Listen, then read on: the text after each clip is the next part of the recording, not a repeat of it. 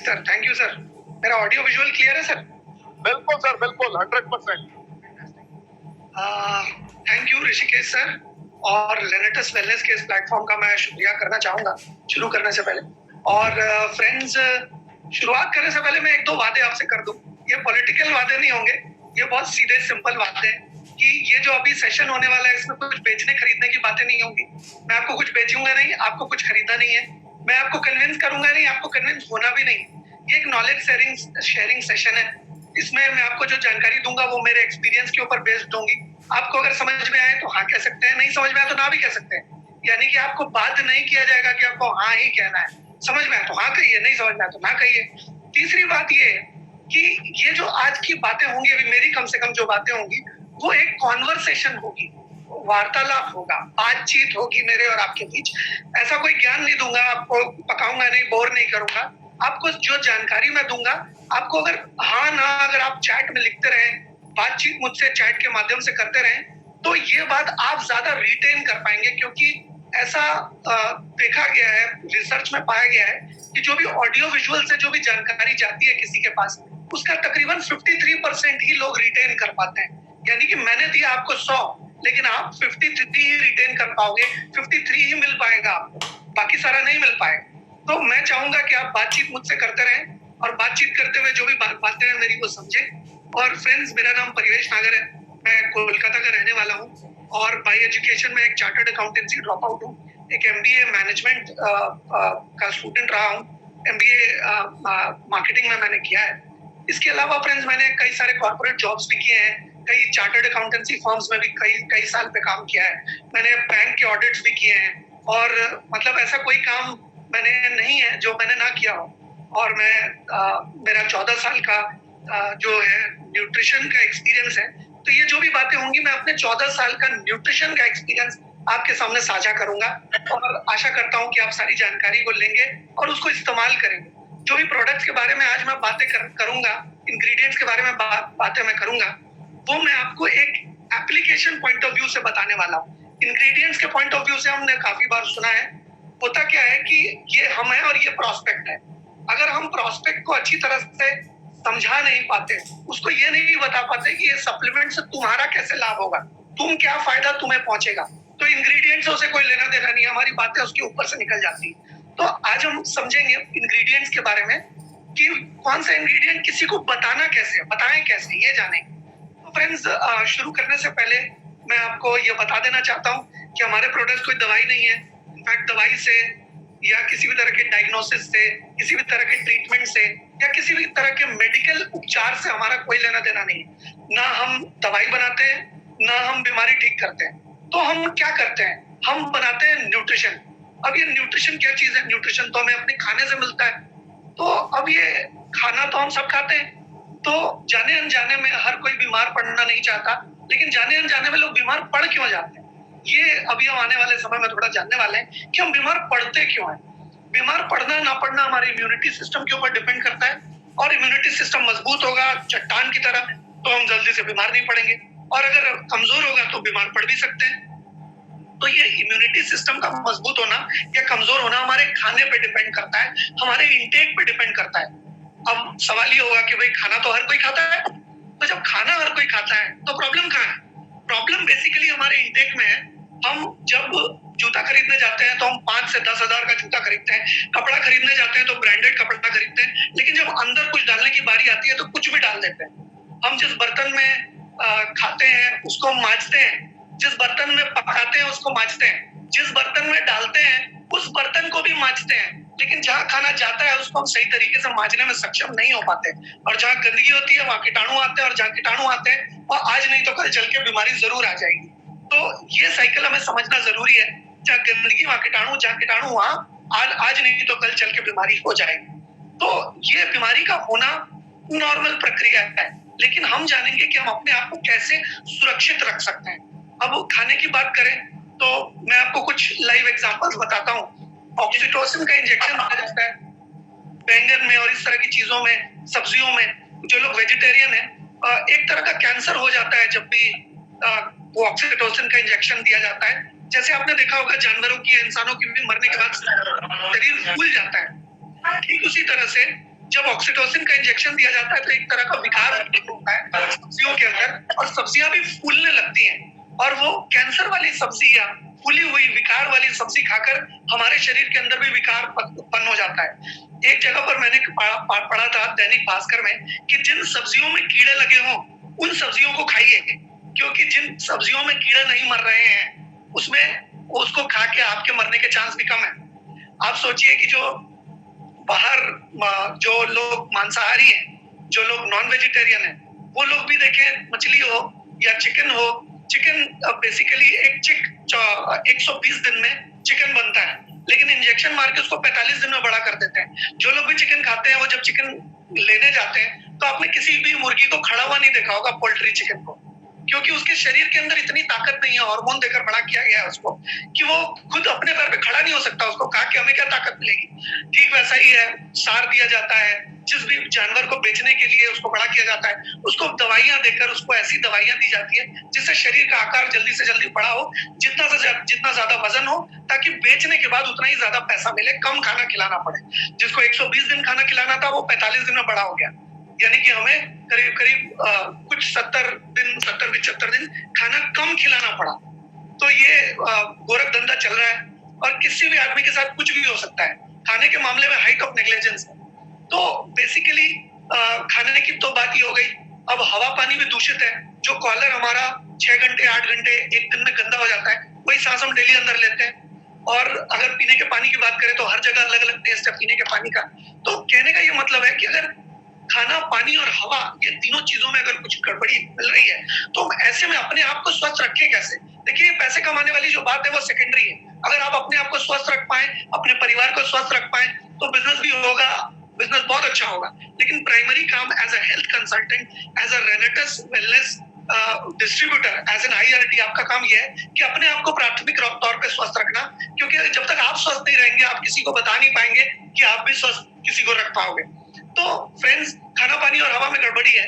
ये जो चीजें, अगर आप चीजों को जान जाते हो तो आप अपने परिवार को आजीवन स्वस्थ रख सकते हो, बीमारीहीन रख सकते हो, क्योंकि हम बारूद के ढेर पे बैठे हैं फ्रेंड्स। कौन सी चीज किसको कब क्या होगा कोई नहीं जानता। आज अगर किसी की ब्लड रिपोर्ट सही है तो महीने भर बाद उसकी ब्लड रिपोर्ट सही होगी, कोई नहीं जानता।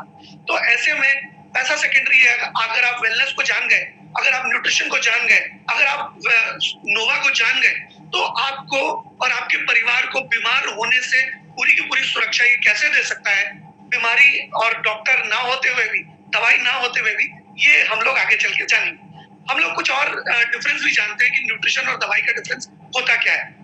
फ्रेंड्स, 1920 में जब फर्स्ट वर्ल्ड वॉर हुआ, तो फर्स्ट वर्ल्ड वॉर में कोई दवाइयां नहीं होती थी तब। तो जो भी बम विस्फोट में मतलब सैनिक मतलब दुर्घटनाग्रस्त हो जाता था, चोट खा जाता था, हाथ चला जाता था उसका या पैर चला जाता था, उसको मॉर्फिन दिया जाता था, देने को कोई दवाई नहीं हुआ करती थी। और जब फर्स्ट वर्ल्ड वॉर खत्म हुआ तो दवाइयों और बहुत सारी कंपनियों ने बहुत सारा अनुसंधान किया, रिसर्च किया, करोड़ों रुपए लाखों रुपए लगाकर, कि जो आज मर रहा है, जिसकी आज दुर्घटना से मृत्यु हो रही है, उसको आपातकालीन स्थिति में कैसे 4 दिन जिंदा रखा जाए। जो आज मर रहा है उसको 4 दिन कैसे जिंदा रखा जाए, जो 1 हफ्ते में मर रहा है उसको 4 हफ्ते कैसे जिंदा रखा जाए, जो 1 साल में मर रहा है उसको 4 साल तक जिंदा कैसे रखा जाए। यानी कि आपातकालीन स्थिति में दी जाने वाली क्या चीजें हैं, ऐसा कुछ बनाया जाए जिससे आपातकालीन स्थिति में लोगों को बचाया जा सके और तुरंत इमरजेंसी के केस में उनको दिया जा सके, ताकि उनकी तुरंत की तुरंत जान बचाई जा सके। तो सेकेंड वर्ल्ड वॉर में देखा गया कि 1939 में जो सेकेंड वर्ल्ड वॉर हुआ, उससे फेटल इंजरी से होने वाली मृत्यु 60% तक कम हो गई। लेकिन उस समय जिसको भी दिया जा रहा था वो बहुत सारे लोग बच गए, जान बचा जा पाई उन लोगों की। लेकिन फिर क्या हुआ कि वर्ल्ड वॉर तो फिर उसके बाद पैक्ट हो गया कि वर्ल्ड वॉर अब होगा नहीं। तो जो लाखों करोड़ों रुपए लगाए गए थे वो फिर धीरे धीरे उन लोगों के ऊपर टेस्ट होना शुरू हुआ, अनुसंधान होना शुरू हुआ, जो ऑलरेडी रोगग्रस्त है, जो ऑलरेडी बीमार है, उन लोगों पे शुरू हुआ। क्योंकि बीमारी शुरू होने के बाद दवाई का रोल आता है, लेकिन न्यूट्रिशन का रोल शुरू होता है जब हम माँ के गर्भ में होते हैं। जब हम 2 महीने 3 महीने के होते हैं तो जो भी माँ खाती है वो हमें बच्चे के तौर पे हमें पेट में हमें न्यूट्रिशन मिलता है। यानी कि हमारा रोल न्यूट्रिशन का तब शुरू होता है जब हम माँ के गर्भ में होते हैं। तो न्यूट्रिशन बहुत बड़ी चीज है और दवाई एक बहुत छोटी सी चीज है जो कि आपातकालीन स्थिति में हमें काम काम आएगी। तो ये न्यूट्रिशन हमारे कैसे जिंदगी बचा सकता है ये भी हम समझेंगे। तो बेसिकली फिर धीरे धीरे चल के, पहले इतने डॉक्टर्स भी नहीं हुआ करते थे, फिर ये दवाइयों को आम लोगों तक पहुंचाने के लिए मेडिकल कॉलेजेस खोले गए और मेडिसिन की पढ़ाई वहां की जाती थी, जिससे कि एक आम आदमी तक एक डॉक्टर, एक मेडिकल प्रैक्टिशनर आपातकालीन स्थिति में, ध्यान दीजिएगा मेरे शब्द का, आपातकालीन स्थिति में किसी की जान बचाई जा सके, इमरजेंसी के केस में किसी को की मदद की जा सके। लेकिन क्या हुआ कि जैसे जैसे आगे बढ़ते गए, ये बहुत सारी आज कंट्रीज में इसके साइड इफेक्ट्स भी होते हैं, तो उसके लिए डॉक्टर लिखता है कि साइड इफेक्ट से बचने के लिए आपको ये करना है। लेकिन यहाँ पर तो जो हाल है वो सबको पता है। एक बार डॉक्टर के पास कोई गया तो वो एक मतलब, मैं ये नहीं कह रहा हूँ कि डॉक्टर खराब है, मैं किसी का बुरा नहीं कह रहा हूँ, लेकिन कहने का ये मतलब है कि बहुत सारे लोगों को बहुत सारे चैलेंजेस फेस करने पड़ते हैं। डॉक्टर के पास या दवाई या ऑपरेशन से लोग बचना चाहते हैं, तो हम अपने आप को उस कोई नौबत ही ना आने दें। ऐसा क्या करें? अब न्यूट्रिशन को समझते हैं कि उसका आविर्भाव या उसकी शुरुआत कहाँ से हुई। 1950 के आसपास, वर्ल्ड वॉर के बाद, सेकेंड वर्ल्ड वॉर के बाद, यूएसएसआर यानी कि रशिया और अमेरिका दोनों चांद पे जाना उन्होंने शुरू किया कि भाई चांद पे जाते हैं। लेकिन चांद पे जाने में एक समस्या उनके पास ये थी कि जो भी साइंटिस्ट, जो भी एस्ट्रोनॉट्स वहां जाएंगे, लंबा समय लगेगा उनको जाने में, और वहां पर अनुसंधान करने में लंबा समय लगेगा, और वापस आने में लंबा समय लगेगा। इस लंबे समय में उनको कुछ खाना पड़ेगा, और जब वो खाएंगे तो उनको जो है वो मोशन होगा, या उनको स्टूल पास होगी, या देसी भाषा में कहें तो सुनने में बड़ा बुरा लगेगा, लेकिन उनको लैट्रिन होगी, या उनको मतलब टॉयलेट जाना पड़ेगा। और दिक्कत ये है कि वहां जीरो ग्रेविटी है, अगर हम कुछ भी खाएंगे और अगर पॉटी होगी तो वो उड़ना शुरू करेगी। तो सुबह की या एक दिन की पॉटी उड़ेगी, फिर दूसरे दिन की उड़ेगी, फिर तीसरे दिन की उड़ेगी। ये सुनने में थोड़ी अजीब बात लग रही है, लेकिन ये वाकई में एक प्रॉब्लम थी उन लोगों के सामने कि 6 महीने तक वो लोग क्या खाएंगे और फिर कैसे अपना मतलब निष्कासन कैसे करेंगे, पॉटी कैसे कर पाएंगे, और वो स्टोर कहाँ होगा। तो उन लोगों ने अनुसंधान किया, रिसर्च की कि ऐसा न्यूट्रिशन बनाए जो कि पूरा का पूरा सिस्टम में एब्जॉर्ब हो जाए, वेस्ट कुछ भी ना निकले। अमूमन जब हम खाते हैं तो 2% से 4% से 5% का वेस्ट निकलता है, डिपेंडिंग अपॉन आप कितना प्योर, कितना टटका, कितना बढ़िया खाना खा रहे हैं, कितना प्योर खाना खा रहे हैं। लेकिन अमूमन ये वेस्ट निकलता है। अब वेस्ट के केस में उन लोगों ने क्या किया कि कुछ ऐसे न्यूट्रिशन का आविष्कार किया जिसको कि खाने के बाद कोई वेस्ट ना निकले। तो वो लोग आराम से आउटर स्पेस में गए, अपना अनुसंधान किया और वापस आ गए, उनको कोई भी दिक्कत नहीं आई। तो फिर देखा गया कि लाखों करोड़ों रुपए इसमें खर्च हुए, तो इसको कैसे और भी लोगों के काम में लाया जाए। तो फिर वो सेना में दिया जाने लगा। यूएसएसआर और अमेरिका की सेना में इस न्यूट्रिशन का, इस तरह के न्यूट्रिशन का इस्तेमाल किया जाने लगा। वो लोग एक न्यूट्रिशन खाते थे और दिन भर उनको ऊर्जा बनी हुई रहती थी, क्योंकि अगर आप सेना में हैं और अगर आप दुश्मन के पास जा रहे हैं तो आप दुश्मन के पास सब्जी, बर्तन और स्टोव, गैस का चूल्हा, ये सब तो नहीं ले जा सकते। आपको वहां पे कुछ ऐसा खाना है जिससे आपने ये खाया और आपके दिन भर का काम हो गया। तो वहां पर सैनिकों को दिया जाने लगा। उसके बाद ये और भी कुछ लोगों को दिया जाने लगा, जो लोग साइंटिस्ट थे या बहुत स्ट्रेस वाला काम करते थे, उनको न्यूट्रिशन दिया जाने लगा। उसके बाद से ये देखा गया कि आम लोगों को क्या इसका फायदा नहीं दिया जा सकता? जरूर दिया जा सकता है, क्योंकि आम जब हरित क्रांति आई थी, ग्रीन रेवोल्यूशन कहते हैं जिसे, 1970 के पहले इंडिया में खाने पीने की कमी थी, भूखमरी थी, तो खाना आयात करना पड़ता था, हम लोगों को बाहर से मंगाना पड़ता था। तो यहाँ पर फिर क्या हुआ कि कुछ ऐसे कीटनाशक, कुछ ऐसे हर्बिसाइड, पेस्टिसाइड, यूरिया, पोटाश का आविष्कार हुआ कि जिस खेत में 1 बोरी अनाज होता था, उसी खेत में, सेम खेत में 10 बोरी अनाज होना शुरू हो गया केमिकल की मदद से। और रोज नई दवाइयां, रोज नए केमिकल, और उपज बढ़ने लगी।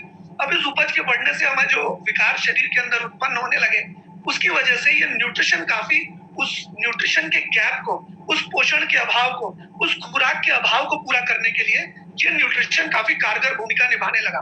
आप देखिए कि जब कोई बीमार पड़ता है तो उसकी खुराक का खास ख्याल रखा जाता है। जब कोई माँ के पेट में होता है तो उसकी खुराक का खास ख्याल रखा जाता है। जब कोई पैदा होता है तो उसकी खुराक का खास ख्याल रखा जाता है। और यहाँ तक कि अगर कोई अपने घर में कुत्ता या बिल्ली पालता है ना, तो उसकी खुराक का भी खास ख्याल रखता है। लेकिन जब खुद सही रहता है ना, तो खुराक के बारे में बिल्कुल भूल जाता है। जब तक बिस्तर नहीं पकड़ता तब तक खुराक नहीं समझता और समझना भी नहीं चाहता।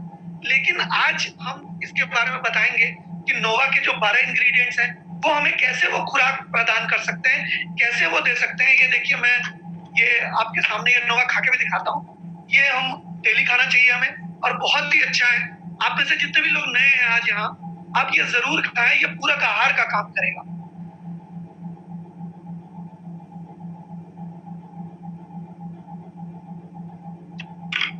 जी, तो ये जो है न्यूट्रिशन, ये लाइफ एंड डेथ का सवाल है, पैसे नहीं।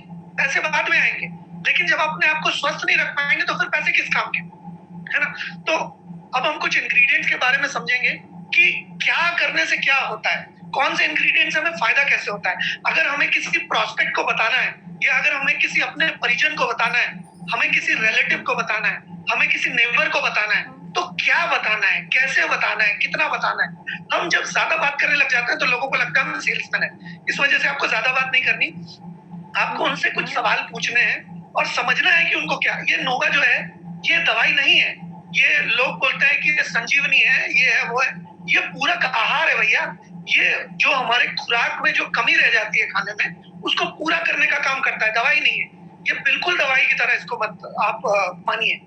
अब मैं आपको इंग्रेडिएंट्स के बारे में सबसे पहले लेकर चलता हूँ कि सबसे पहले इसके अंदर मैंगोस्टीन, जो कि एक ट्रॉपिकल फ्रूट है, और इसके अंदर ज़ेंथॉन्स होते हैं। बहुत सारे लोग जाने अनजाने में नशे का सेवन करते हैं। जिस डाल पे बैठ रहे होते हैं उस डाल को काटते हैं। जो शरीर मेहनत करके पैसा कमा कर लाया, उसी शरीर को उसी पैसे से जहर देते हैं। बहुत सारे लोग नशा करते हैं, या फिर अपने सामने, और मतलब मान लीजिए कोई स्मोकिंग कर रहा है मेरे सामने, तो उसका धुआं मेरे नाक में भी तो जा रहा है, मेरे फेफड़े में भी तो जा रहा है। तो पैसिव स्मोकर्स या फिर जो भी सड़क पे निकलते हैं, वो धुआं जो पोल्यूशन का आपके फेफड़े में जाता है, वो विकार उत्पन्न करता है। बहुत सारे ऐसे लोग हैं जिनको बहुत सारी बीमारियां होती है, वो कोई नशा नहीं करते फिर भी हो जाती है। तो मैंगोस्टीन बेसिकली क्या करता है, आप जब किसी को भी बताएं तो जाने अनजाने में किसी को फूड पॉइजनिंग हो जाती है, होता ही है, मतलब आमतौर पे लोगों को। तो हमें क्या करना है, हमें लोगों को ये कहना है कि आपके शरीर में अमूमन उतार चढ़ाव तो शरीर के अंदर होते ही रहते हैं। तो ये मैंगोस्टीन एक ऐसा ट्रॉपिकल फ्रूट है, ज़ेंथॉन के होने की वजह से ये आपके शरीर के अंदर डिटॉक्सिफिकेशन बहुत अच्छा करता है, और एक एंटीऑक्सीडेंट शरीर के अंदर जो एंटीऑक्सीडेंट बनाने की क्षमता है उसको कई गुना बढ़ा देता है। यानी कि जब शरीर की नेचुरल डिफेंस मैकेनिज्म मजबूत हो जाती है, तो शरीर को आने वाली बाहर से बीमारी जो भी है, वो शरीर को बीमारी नहीं जल्दी से होती है। तो मैंगोस्टीन का बहुत सारे फायदे हैं। मैंगोस्टीन शरीर को किसी भी तरह के कैंसर कॉजिंग बैक्टीरिया से बचाती है। इनफैक्ट मैंगोस्टीन और भी कई सारे तरीके के काम करता है। ये सुपर एंटीऑक्सीडेंट की कैटेगरी में आता है, और ये शरीर में हर तरह के विकार से शरीर को बचाता है। दूसरा हम देख सकते हैं कि साइबेरियन जिनसेंग। अब ये साइबेरियन जिनसेंग किस चीज का नाम है भैया? साइबेरियन जिनसेंग बेसिकली क्या करता है कि ये हमें शरीर को वाइटैलिटी प्रदान करता है। आपने देखा होगा कि अमूमन आप जब लोगों से बात करेंगे तो आप उनसे पूछिए कि आपको जितनी 18-19 साल में जितना ताकत थी, जितना पुरुषार्थ था, या जितनी एनर्जी रहती थी, अभी क्या उतनी एनर्जी है? आप लोग बोलेंगे नहीं नहीं, उम्र के साथ तो वो कम हो जाती है। आप सोचिए, आप उनको कहिए कि जो राजा महाराजा होते थे उनकी क्या उम्र के साथ कम होती थी? वो तो 70-70, 80-80 साल की उम्र में वो बाप बनते थे और लड़ाई करने जाते थे। 15-15 केजी की तलवार उठाकर तो सारे दिन लड़ाई करते थे। तो आप सोचिए कि उनकी क्या खुराक थी। ये साइबेरियन जिनसेंग एक ऐसी जड़ नुमा चीज है जो कि हमारे सिस्टम में अगर जाए तो हमें शरीर के अंदर ताकत भी देती है, वाइटैलिटी भी देती है, हार्मोनल बैलेंसेस भी देती है। इस तरह की कुछ चीजें आप लोगों से बात करें, उनकी कमी को पहले भापें और उस कमी के हिसाब से आप उनको पोषण या न्यूट्रिशन के बारे में बताएं तो बहुत ही अच्छा रहेगा। चलिए अब नेक्स्ट एल्डरबेरी के बारे में बात करते हैं। एल्डरबेरी की अगर हम बात करें तो इसके अंदर देखिए, हमारा जो हार्ट है उसके लिए बहुत ही अच्छा है। अब क्या है, हार्ट जो है, हम जब माँ के पेट में 3 महीने के थे ना, मतलब जब हमें 3 महीने के हम थे पेट के अंदर, तब हमारा हार्ट काम करना शुरू कर दिया था। और हमारे हार्ट को कोई भी संडे नहीं मिलता, छुट्टी नहीं मिलती। कोई भी इंडिपेंडेंस डे, कोई भी रिपब्लिक डे, कोई भी न्यू ईयर और कोई भी संक्रांत, ऐसा कोई भी छुट्टी नहीं मिलती। तो अगर आपको वो चलती हुई मशीन की सर्विसिंग करनी है, क्योंकि हर जो चल रही है मशीन उसकी सर्विस चाहिए। एल्डरबेरी आपकी ब्लड की सर्विसिंग करता है, एल्डरबेरी आपको सुपर एंटीऑक्सीडेंट्स प्रोवाइड करता है और इसके अंदर ALA होने की वजह से इसके अंदर ओमेगा 3 भी पाया जाता है, जो कि आपके हार्ट के लिए, धमनियों और सिराओं के लिए, ब्रेन के लिए, आंख के लिए, हड्डियों के लिए, हर चीज के लिए बहुत अच्छा है। और ये ब्लड की कॉम्पोजिशन अच्छा करता है। ये बहुत बहुत ज्यादा फायदेमंद है और ये सपोर्टर का काम करता है। सप्लीमेंट शब्द का ही शाब्दिक अर्थ है सपोर्ट करना, सपोर्टर यानी कि सहायक। तो ये सहायक का काम करता है, ये दवाई नहीं है। चलिए अब अगले इंग्रेडिएंट के बारे में थोड़ी सी बात करते हैं। अश्वगंधा इसके अंदर है, जो कि हमारे अंदर ताकत और स्टैमिना पैदा करता है। आप सोचिए कि प्रजनन की प्रक्रिया में 18, 19, 20, 22 साल में जितनी ताकत थी, आज उतनी है क्या? शायद नहीं। अगर अश्वगंधा युक्त नोवा की अगर हम सेवन करते हैं तो इसमें बहुत सारे और भी फायदे हैं। ये कॉग्निटिव फंक्शन को भी इंप्रूव करती है, सोचने समझने की शक्ति को इंप्रूव करती है, रिफ्लेक्सेस को इंप्रूव करती है। इनफैक्ट गुण इसके इतने ज्यादा है कि मैं बोलता चला जाऊंगा, खत्म नहीं होगा। लेकिन आप अगर किसी को भी कहें कि अगर किसी को इंसोमेनिया की शिकायत है, रात को नींद नहीं आती या सुबह उठने के बाद तरोताजा नहीं लगता, आप जब पहाड़ों पे जाएंगे तो पहाड़ों पे जब आप सो के उठेंगे तो तरोताजा लगेगा। लेकिन जब आप शहर में कहीं रहते हैं, सो के उठते हैं तो तरोताजा नहीं लगता है। लोग अंगड़ाई लेते हैं, 15-20 मिनट उनको लगता है तरोताजा होने में, या चाय पीने के बाद तरोताजा होते हैं। तो अश्वगंधा युक्त नोवा का अगर हम सेवन करते हैं तो रात की नींद अच्छी होगी और सुबह हमारी जो रिफ्लेक्सेस है और सुबह हमारी एनर्जी देखने लायक होगी। शतावरी के साथ हार्मोनल बैलेंसेस हो सकते हैं। ये हमारे लिवर का एक टॉनिक है, जो हमारे, आप किसी से भी बात करिए, आप उनको ये एग्जांपल दीजिए। आप उनको कहिए कि भैया आप जब छोटे थे तो आपको हर 4-4 घंटे में पॉटी होती थी, जो भी खाते थे तुरंत पच जाता था। लेकिन आज जो ब्रेकफास्ट में खाते हैं वो अगले दिन सुबह निकलता है, किसी किसी को उसके अगले दिन निकलता है, किसी किसी को निकलता ही नहीं, दिक्कत होती है। हाजमे से रिलेटेड, हार्मोनल बैलेंस से रिलेटेड शतावरी एक अडैप्टोजेनिक हर्ब है, जो कि सिस्टम के अंदर जाती है, पता लगाती है कि प्रॉब्लम कहाँ है, कितनी है और कैसे है, और उसकी सहायता करती है। ये शरीर के साथ जोर जबरदस्ती नहीं करती, कोई भी चीज शरीर के साथ जोर जबरदस्ती नहीं करती, जो नेचुरल हो और जो बिल्कुल नेचुरल तरीके से संग्रहित की गई हो। ये शतावरी भी नेचुरल तरीके से नोवा में संग्रहित की गई है।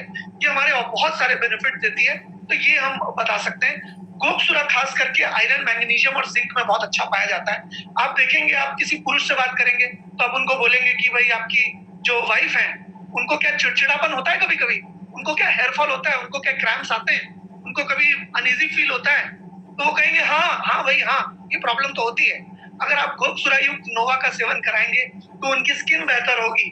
अगर आप गोकसुरा युक्त नोवा का सेवन कराएंगे, उनको क्रैम्प्स नहीं आएंगे, उनके हेयर अच्छा रहेगा और उनके हार्मोनल बैलेंसेस बहुत मेंटेन रहेंगे। क्योंकि हमारी जितनी भी माताएं बहनें हैं, वो जब उनके साइकिल्स चल रही होती है, उनके पीरियड चल रहे होते हैं, तो उनको आयरन, मैग्नीशियम और जिंक ब्लड के जरिए शरीर से बाहर निकल जाता है। बहुत सारी महिलाओं को एनीमिया की भी शिकायत इस वजह से हो जाती है।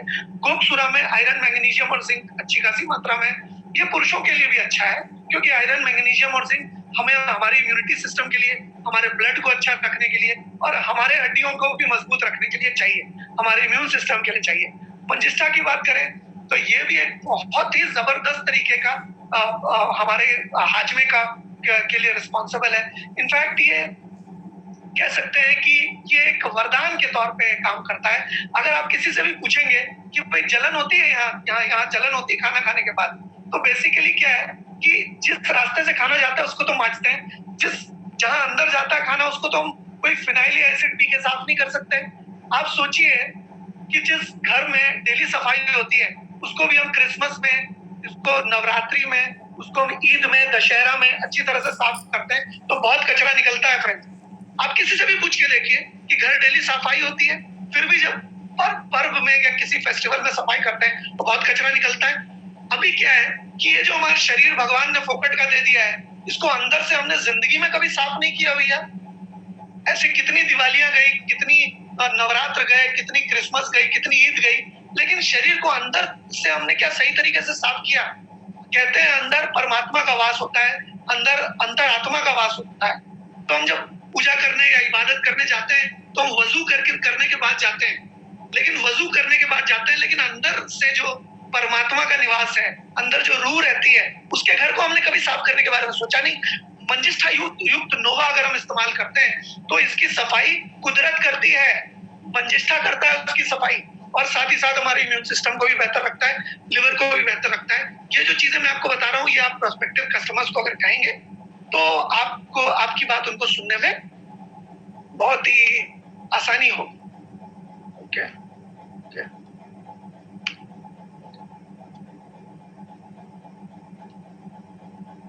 आई थिंक आराम से सर, आराम से 5 मिनट और ले सकते हैं आप, कोई प्रॉब्लम नहीं है। 5 से 7 मिनट लीजिए, टेंशन नहीं है, क्योंकि बहुत ही नॉलेजेबल सेशन चल रहा है। सर 30 मिनट में कॉम्पैक्ट करके जितना दे सकूं वो मैं चेष्टा करूंगा। हाँ, 5 से 7 मिनट और आराम से, हड़बड़ाना नहीं है। ये बहुत ज्यादा इंपॉर्टेंट पहलू है सर। अच्छा, जिंको बिलोबा, ये थोड़ा आगे स्किप हो गया। जिंको बिलोबा के बारे में बात करते हैं। जिंको बिलोबा एक एंटी रेडिएशन पौधा है। मैं ऐसा कैसे कह सकता हूँ, हिरोशिमा नागासाकी में जब बम विस्फोट हुआ था तो जिंको बिलोबा के पौधे को कोई नुकसान नहीं पहुंचा था। तो बेसिकली आप किसी से कहें कि भाई मोबाइल इस्तेमाल करते हैं, टावर के नीचे रहते हैं, या फिर अलग अलग तरह की छोटी या बड़ी रेडिएशन का हम शिकार बनते हैं। मान लीजिए हम फोन में ऐसे बात कर रहे हैं और टावर मान लीजिए इधर है, तो टावर का सिग्नल इधर से आता है और चीरते हुए निकल जाता है। यानी कि हमारे आप ये खुद करके देख सकते हैं। किसी को मोबाइल पकड़ाइए और उसको कहिए कि वो ऐसे करेगा, और जब तक मोबाइल उसके हाथ में रहेगा, अगर आप उसके हाथ को इस तरह से नीचे खींचने की कोशिश करेंगे तो बड़ी आसानी से नीचे आ जाएगा। और जब आप उसको मोबाइल हटा करके जब ऐसे करने की कोशिश करेंगे तो आप देखेंगे कि उसके शरीर के अंदर जोर ज्यादा आ गया है। यानी कि जब तक आपके पास रेडिएशन वाला कोई भी यंत्र है आपके पास, तब तक आपको रेडिएशन के दुष्प्रभाव से, आपका रक्त संचार से लेके, आपके ब्रेन के फंक्शन से लेके, आपका पूरा इम्यूनिटी सिस्टम उससे प्रभावित हो रहा है। यानी कि जिंको बिलोबा युक्त नोवा अगर हम लेते हैं तो कुदरत हमें रेडिएशन से बचाती है, हमारे ब्रेन की रक्षा करती है, हमारे ब्रेन के पास पहुंचने वाला ऑक्सीजन की तादाद को बढ़ा देती है और हमारे ब्रेन की रक्षा करती है और अलग अलग तरीके की विकार से हमें बचाती है। क्या ये दवाई है? बिल्कुल भी दवाई नहीं है। क्या तुलसी पत्ता दवाई है? क्या हल्दी दवाई है? क्या चूना दवाई है? दवाई नहीं है ना। ठीक उसी तरह से ये सारी हर्ब्स प्रकृति की देन है। अगर इसको खाकर अगर आप बेहतरी महसूस करते हैं तो कुदरत को धन्यवाद दीजिए, और धन्यवाद दीजिए रेनेटस नोवा की रिसर्च टीम को, जिसने इतने अच्छे कॉम्बिनेशन बनाया। देखिए होता क्या है कि कोई भी चीज जब अच्छी कॉम्बिनेशन में बनी होती है तो हमारे शरीर के अंदर जाती है, और वो क्योंकि नेचुरल होती है तो शरीर भी नेचुरल है, तो नेचुरल शरीर नेचुरल चीज को एकदम गले लगा लेता है। वो सोचता है कि अरे यार तुम तो नेचुरल हो, तुम तो मेरे भाई हो, आ जाओ आ जाओ आ जाओ। लेकिन जब कोई केमिकली सिंथेसाइज्ड ड्रग जब शरीर के अंदर जाता है तो शरीर कहता है अरे मैं तो तुमको पहचानता नहीं, तुम कौन हो, तुम तो केमिकल लग रहे हो। तो इसी वजह से कभी कभी किसी को किसी केमिकली सिंथेसाइज्ड ड्रग का साइड इफेक्ट भी संभव है। लेकिन जिंको बिलोबा या इस तरह की किसी भी हर्ब से, प्राकृतिक वनस्पति से किसी को कोई भी साइड इफेक्ट होने के कोई चांस नहीं होते। लेकिन हम यूजुअली कोशिश करते हैं कि किसी को अगर पहले से कोई बीमारी हो या कोई दिक्कत हो तो आप उनको एक हेल्थ प्रोफेशनल से कंसल्ट करने के बाद ही नोवा दें। नहीं तो क्या होगा कि उनकी जितनी भी बीमारी होगी वो सारी आपके सर पे या नोवा के सिर पे आ जाएगी। तो पुनर्नवा की बात करें तो ये एक बहुत अच्छा बैलेंसर का काम करता है। ये एक बहुत आयुर्वेदिक प्राकृतिक तत्व है जो कि हमारे हड्डियों और मांसपेशियों के लिए बहुत जबरदस्त है। आप किसी को भी कहेंगे जिसकी 40 या 30-35 के आसपास उम्र है, तो आप उनको कहेंगे पहले जब बैठ के खड़े होते थे, जमीन पर बैठते थे, बैठने के बाद जब खड़े होते थे तो बड़ी फुर्ती से खड़े हो जाते थे। अभी उतनी फुर्ती से खड़े हो पाते हैं क्या? शायद नहीं, क्योंकि उनके जो जॉइंट्स हैं, उनके जो मसल्स हैं, वो उस जबरदस्त तरीके से काम नहीं कर रहे हैं। लेकिन अगर पुनर्नवा युक्त अगर नोवा का सेवन करते हैं तो उनके सारे जो कल पुर्जे हैं या जो ग्रीसिंग है सिस्टम की, सिनोवियल फ्लूइड की, वो बहुत अच्छी सर्विसिंग बनी रहेगी, क्योंकि इसको भी तो सर्विसिंग की जरूरत है। आप सोचिए जब हम पैदा हुए थे तब लोग बोलते हैं कि ये न्यूट्रिशन से थोड़ी संभव है, अरे ऐसा थोड़ी संभव है, अरे लोग दवाइयां खाते हैं। देखिए दवाई इमरजेंसी के केस में हमें खानी चाहिए, लेकिन ये तो दवाइयां है नहीं। आपको मैं उदाहरण देता हूँ, जब हम पैदा हुए होते हैं तब हमारे स्कल नहीं होती, हमारी जो खोपड़ी है, ये जो हड्डी है हमारी सिर वाली, ये नहीं होती। कैसे ये हड्डी पैदा होती है? ये माँ के दूध से, जो माँ का दूध न्यूट्रिशन के तौर पे, खुराक के तौर पे, पोषण के तौर पे जो हम लेते हैं, तो धीरे धीरे जैसे जैसे ये पोषण लेते जाते हैं वैसे वैसे हमारी हड्डियों के बीच की कार्टिलेजेस बनती है, हमारे सिनोवियल फ्लूइड बनता है, हमारी हड्डियां मजबूत होती हैं।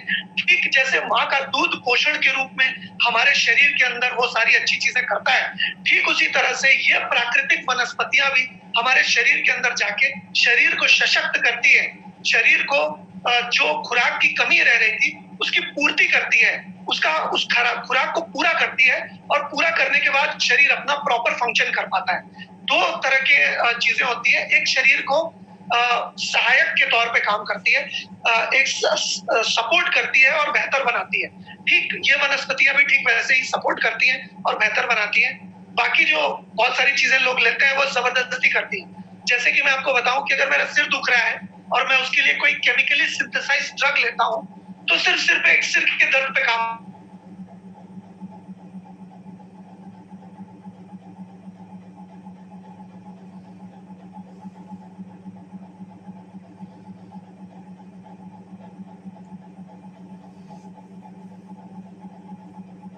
सही तरीके से करें, हो सकता है कि कोई विकार भी पैदा हो उसका।